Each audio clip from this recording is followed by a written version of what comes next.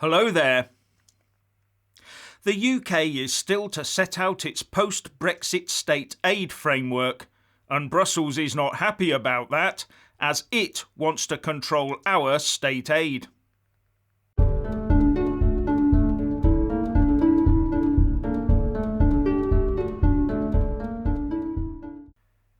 Firstly, please subscribe and like this video to give my channel a boost. And I'm always uploading new content, so please do check back daily. One of the many UK policy areas over which Brussels wants control is UK state aid. It is worried that if we have a better state aid framework than the EU, then our industries might fare better than theirs in the future, especially in times like we've just experienced with this pandemic. So the fact that the UK is yet to unveil how it intends to deliver state aid to the private sector is a bit of a worry for Brussels. To the extent that Brussels is saying that without sight of our proposed policies on state aid, then a deal cannot be reached. With the Express reporting, EU officials told the Financial Times that the absence of a UK plan goes to the heart of the problem in the negotiations. They added, a robust state aid framework is obviously a key question of trust and a condition for progress. And as far as the European Union is concerned, there is no clarity on the UK's future domestic regime. Now, given that we are soon to be a fully independent and sovereign nation that can change its own laws at any time, the only conclusion I can draw from this is that the EU wishes to ensure we set our UK laws now to be in line with EU state aid rules, then are locked in to ensure we can only apply those laws or change them to remain in line with EU law. And that would of course entail all our state aid being controlled by Brussels and falling under the jurisdiction of the European Court of Justice. That would reduce the UK to waiting for the lumbering EU to get around to authorising all our state aid proposals, when what we could be doing is acting with speed and efficiency to every problem or crisis that arose.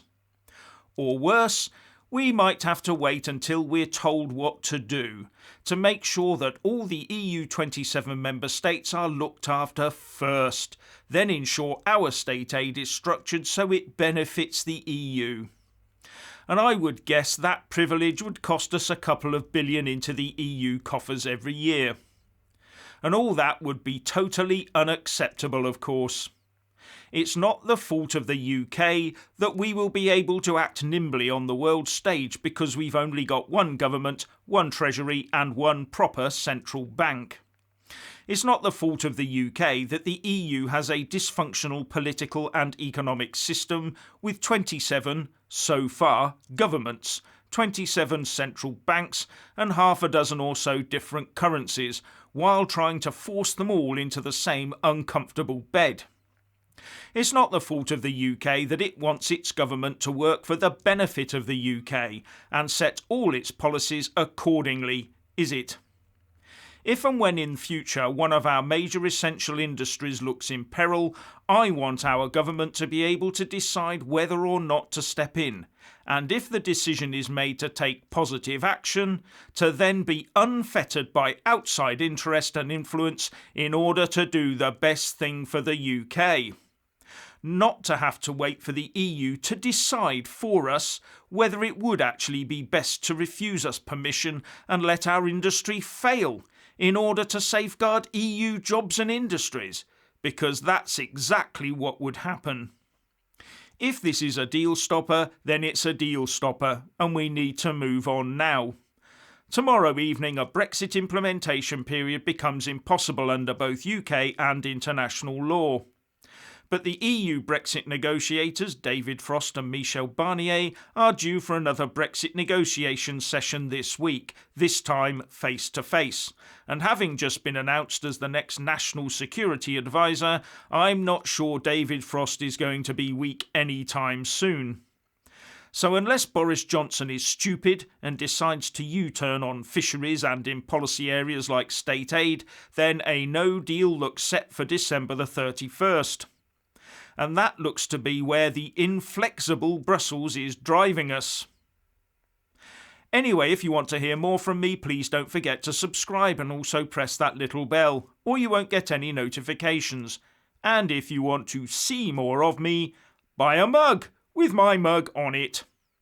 So what do you think about this state aid stuff? Please share and comment, and thank you for watching.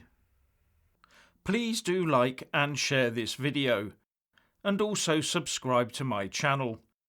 And when subscribing, please do remember to press on the little bell next to the subscribe button. That way you'll get an alert every single time I put up a new video. And thank you very much for watching.